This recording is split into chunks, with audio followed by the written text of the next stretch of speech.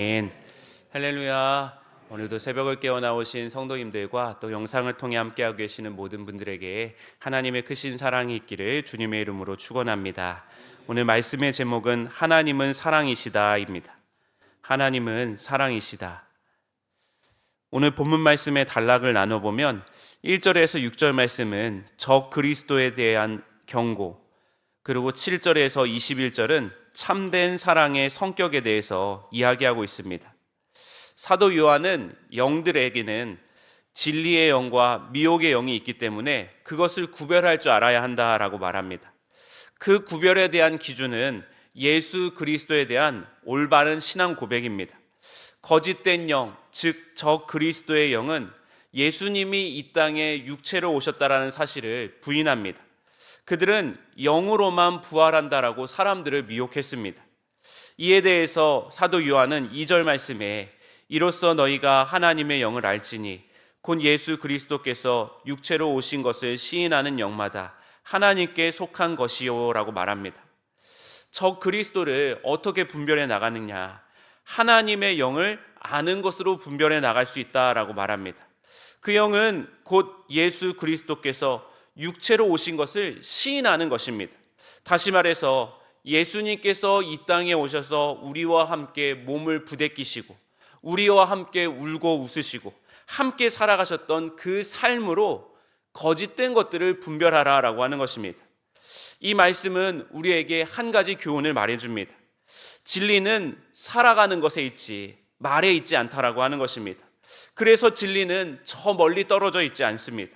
나와 함께 몸을 부대끼며 살아가는 사람들, 나와 함께 울고 웃어주며 함께 기도해주는 사람들, 정말 하나님 나라의 복음을 붙잡고 그 복음이 가리키는 삶을 살려고 부단히 애쓰는 사람들의 모임인 이 믿음의 공동체에 진리가 있지, 어떤 유튜브나 방송 매체나 나와 동떨어진 그 사람들의 말 속에 커다란 진리가 있는 것이 아니다라고 하는 것입니다. 사랑하는 성도 여러분, 탁월한 말씀을 찾고 그 말씀을 들으면 우리의 신앙이 자랄 것이라고 생각을 하지만 사실은 그렇지 않습니다. 탁월한 말씀이 아니라 진실한 삶 가운데 진리가 있기 때문입니다. 그 삶을 보고 배우고 나도 함께 살아갈 때 우리는 미혹의 영 대신 진리의 영으로 살아갈 수가 있습니다. 이런 면에서 진리는 먼 데 있지 아니하고 항상 가까운 데 있는 것입니다. 오늘 저 여러분이 가장 가까운 곳에서 밭에 감추어진 보화가 있다는 사실을 기억하고 진리에 붙들려 살아가시기를 주님의 이름으로 축원합니다. 첫째는 십자가 사랑으로 살아가라입니다. 십자가 사랑으로 살아가라. 7절에서 8절 말씀에 사랑하는 자들아 우리가 서로 사랑하자. 사랑은 하나님께 속한 것이니 사랑하는 자마다 하나님으로부터 나서 하나님을 알고 사랑하지 아니하는 자는 하나님을 알지 못하나니 이는 하나님은 사랑이심이라 라고 말합니다. 우리가 서로 사랑하자. 가장 가까운 곳에서 이 진리를 찾는 사람들은 말의 미혹을 따라가지 않습니다. 사랑을 따라간다라고 하면서 하나님은 사랑이시다 단언을 합니다. 그러나 이 말씀이 쓰여진 시기를 넘어서 요한일서가 초대교회 공동체 내에서 본격적으로 읽혀지기 시작한 시대에는 하나님이 정말 사랑이시다 단언하기 어려운 환경이었습니다. 로마 제국 내에서 점점 기독교인들에 대한 박해가 심화되어졌고 황제를 주라고 고백하지 않으면 각종 불평과 어려움을 겪어야만 했습니다. 예수를 믿다가 일터에서 쫓겨납니다. 예수를 믿다가 거래처와의 관계가 끊겨버립니다. 예수를 믿다가 남편에게 이혼 통보를 받고 하인들이 주인들의 매질을 당하게 되어졌습니다. 예수를 믿다가 마을에서 추방당하는 경우도 있었습니다. 정말 이런 상황에서 하나님은 사랑이신가? 하나님이 사랑이시라면 왜 하나님의 자녀들이 겪는 고난에 대해 침묵하실까? 초대교인들은 질문하게 되어졌습니다. 이에 대해 사도 요한은 하나님의 사랑을 알자라고 말합니다. 그 하나님의 사랑은 어떤 사랑입니까? 9절에서 10절 말씀에 하나님의 사랑이 우리에게 이렇게 나타난 바 되었으니 하나님이 자기의 독생자를 세상에 보내심은 그로 말미암아 우리를 살리려 하심이라. 사랑은 여기 있으니 우리가 하나님을 사랑한 것이 아니요 하나님이 우리를 사랑하사 우리 죄를 속하기 위하여 화목 제물로 그 아들을 보내셨음이라. 하나님의 사랑은 자기 아들을 화목 제물로 내어주신 십자가 사랑이라고 말합니다. 어떤 신학자는 십자가 사랑을 이렇게 표현합니다. 십자가는 인간의 증오와 야수성이 집약된 곳이다. 인간의 폭력, 야만적인 폭력과 모욕을 예수님은 십자가 사랑으로 감싸 안으시고 돌아가셨다라고 말합니다. 가룟 유다의 배신 이후에 예수님께서 십자가로 가는 동안 주님 곁에는 아무도 없었습니다. 제자들은 다 도망갔고 올리브 나무를 흔들고 환호했던 군중들은 폭도로 돌변해서 예수님을 빨리 처형하라고 외쳤습니다. 군인들은 예수님을 조롱하고 웃음거리로 삼았습니다. 심지어 그의 십자가 곁에는 하나님도 안 계신 것처럼 보였습니다. 가장 고통스러운 시간에 하나님이 침묵하셨기 때문입니다. 예수님은 견딜 수 없는 고통을 겪으면서도 온몸으로 그 폭력을 부둥켜 안으십니다. 누가복음 23장 34절 말씀에 아버지여 저 사람들을 용서하여 주옵소서. 저 사람들은 자기네가 무슨 일을 하는지 알지 못합니다 라고 말하였습니다. 하나님 아버지 사랑에 대한 궁극적인 신뢰가 있었기 때문에 예수님은 악을 사랑으로 감싸 안으실 수가 있었습니다. 그래서 십자가는 인간의 야수성이 드러난 현장이지만 동시에 야수 같은 인간까지도 감싸 안으시고 품으실 수 있었던 하나님의 사랑이 드러난 곳이기도 합니다. 사랑하는 성도 여러분, 우리는 예수님이 지셨던 그 십자가를 통해 열린 구원의 길, 사랑의 길을 믿고 따라가는 사람들입니다. 말로만 믿는 것이 아니라 그 십자가 길을 나도 걸어가며 믿는 것입니다. 예수님이 폭력과 미움을 사랑의 포대기로 감싸 안으셨던 것처럼 우리도 그렇게 살라라고 부름을 받은 것입니다. 하지만 우리는 참 무기력합니다. 작은 모욕에도 상처를 받고 누군가 내게 손해를 입히면 당장 사랑의 시선을 곧장 거두어 버리고 맙니다. 그때마다 우리는 방금 불렀던 찬송가 311장의 가사를 기억해야 합니다. 내 너를 위하여 몸 버려 피 흘려 내 죄를 속하여 살 길을 주었다. 널 위해 몸을 주건만 너 무엇 주느냐. 사랑하는 성도 여러분, 오늘 우리의 삶이 하나님께 바쳐진 산 제물이 되기를 원합니다. 십자가 사랑을 닮아가기 위해서 애썼던 나의 고난, 애썼던 나의 억울함, 나의 상처를 주님께서 화목제물로 받아주셔서 하나님의 사랑을 확증하여 주실 줄 믿습니다. 둘째로 사랑을 확장시켜라입니다. 사랑을 확장시켜라. 11절에서 12절 말씀에 사랑하는 자들아 하나님이 이같이 우리를 사랑하셨은즉 우리도 서로 사랑하는 것이 마땅하도다. 어느 때나 하나님을 본 사람이 없으되 만일 우리가 서로 사랑하며 하나님이 우리 안에 거하시고 그의 사랑이 우리 안에 온전히 이루어지느니라. 하나님의 사랑을 받은 사람의 가장 중요한 특징은 교회와 세상에서 어떤 직분이나 직책을 맡든지 상관없이 자기에게 맡겨진 사람들을 사랑하게 된다라는 것입니다. 특별히 여기서 서로 사랑할 대상은 우리가 알듯이 혈육관계에 있는 사람들을 의미하는 것이 아니라 예수 그리스도로 말미암아 관계를 맺게 된 이들을 사랑하는 것입니다. 다시 말해서 나와 관계에 있는 사람, 어떤 이권이 개입된 사람을 사랑하고 돌보는 것이 아니라 주님 안에서 공동체로 하나 된 나에게 맡겨진 사람들을 사랑한다라고 하는 것입니다.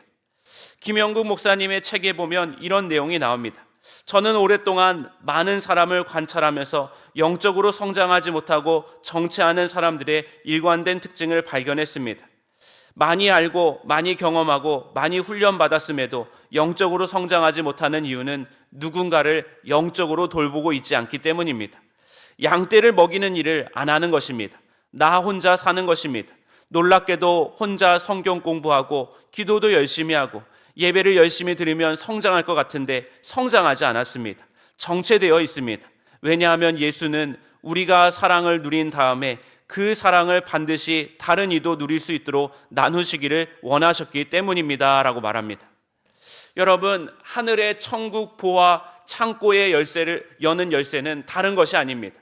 그것은 돈이나 선물로 여는 것이 아니라 자기를 내어주는 진정한 사랑으로 여는 것입니다. 가수 홍순관 씨는 낙타를 따라라고 하는 곡에서 이런 고백을 합니다. 낙타를 따라 바늘 구멍으로 들어가 봅니다. 좁은 줄 알았던 바늘 구멍 좁은 곳이 아니라 보지 못하였던 신비였습니다. 너무 넓어 보이지도 않는 길이었습니다. 낙타를 따라 바늘 구멍으로 들어가 봅니다. 바늘 구멍은 좁은 곳이 아니라 들어가지 않으려고 하는 사람들의 닫혀있는 문이었습니다. 들어가는 사람에겐 낙타 수천 마리가 쉽게 들어드는 자유의 문이었습니다 라고 고백을 합니다. 과거의 그늘, 오늘의 염려와 욕심, 또 내일에 대한 두려움으로 사랑을 포기한 이들에게는 서로 사랑하라라고 하는 말이 마치 바늘구멍처럼 좁은 문이라고 합니다. 그런데 사도 요한은 그 바늘길을 통과하여 우리가 서로 사랑할 때 하나님이 우리 안에 거하시고 그의 사랑이 우리 안에 온전히 이루어진다라고 말씀하고 있습니다. 즉 나의 좁은 사랑을 통과하여서 하나님께서 사랑하라라고 하신 말씀을 향해 나아가니 하나님 사랑이라고 하는 무한하고 영원한 세계에 이루어져서 온전한 자유를 누린다라고 하는 말씀입니다. 어떤 분은 예수님의 사랑은 자아가 없는 사랑이라고 말합니다. 지켜야 할 내가 없어서 누구든지 품으로 받아주실 수가 있었고, 지켜야 할 자기가 없으셔서 진정으로 남을 위해 항상 자신을 내어주실 수 있었다라고 말합니다. 사랑하는 성도 여러분, 사랑을 확장시키십시오. 자기를 내려놓으면 오히려 자유합니다. 오늘 저와 여러분이 사랑을 향해서 자기를 개방할 줄 아는 믿음의 참 사람들이 되어주시기를 주님의 이름으로 축원합니다. 셋째로 참 사람이 보여지게 하라입니다. 참 사람이 보여지게 하라. 20절 말씀에 누구든지 하나님을 사랑하노라 하고 그 형제를 미워하면 이는 거짓말하는 자니 보는 바 그 형제를 사랑하지 아니하는 자는 보지 못하는 바 하나님을 사랑할 수 없느니라. 우리는 교회 안에서 누군가와 갈등을 빚고 누군가에게 실망을 할 때 사람 보고 교회 다니는 건 아니지라고 말합니다. 물론 하나님을 먼저 보는 것이 우선이지만 사람을 보고 신앙생활하지 않는다, 사람이 보이지 않는다라고 하는 말은 참 가슴 아픕니다. 보이지 않는 하나님은 하나님을 직접 볼 수 있도록 믿음의 공동체를 세워주셨기 때문입니다. 보이지 않는 하나님은 내가 자기라고 하는 장벽을 허물고 그것을 깨서 나를 넘어 너에게로 갈 때 비로소 보여지는 하나님이십니다.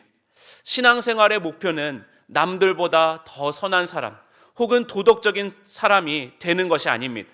신앙생활의 목표는 우리가 하나님의 뜻 안에서 철저하게 무너지고 하나님의 뜻으로 나의 삶이 재구성되는 데 있다라고 하는 것입니다.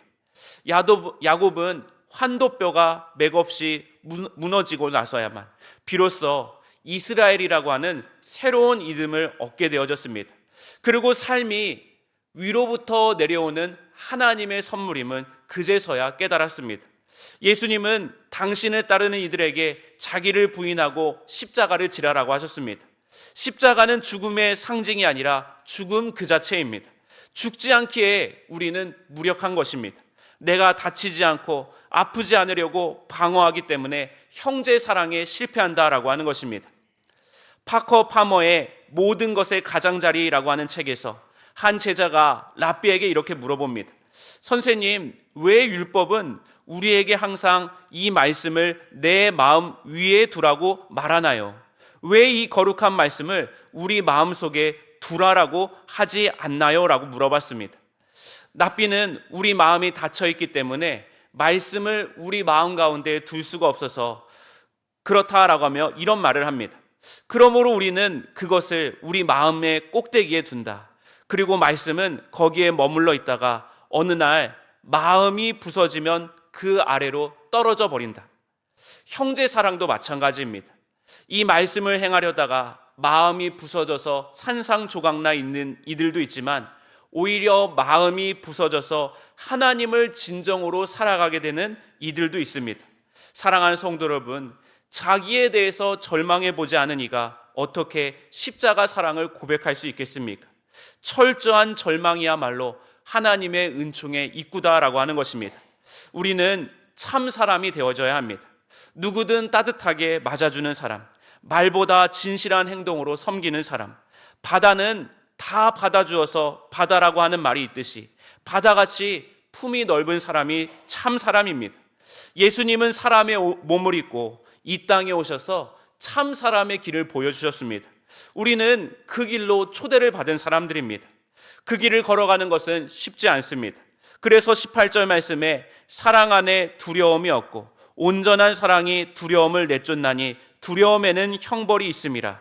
두려워하는 자는 사랑 안에서 온전히 이루지 못하였느니라. 상처받을 것에 대한 두려움, 손해를 봐야 한다라고 하는 두려움, 그것이 사랑의 길을 방해할 때가 있습니다.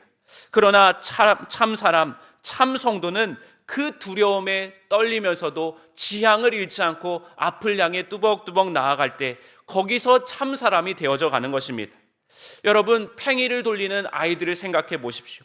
이리저리 비틀거리는 그 팽이를 고추 세우기 위해서 아이들은 연신 팽이채를 내리칩니다.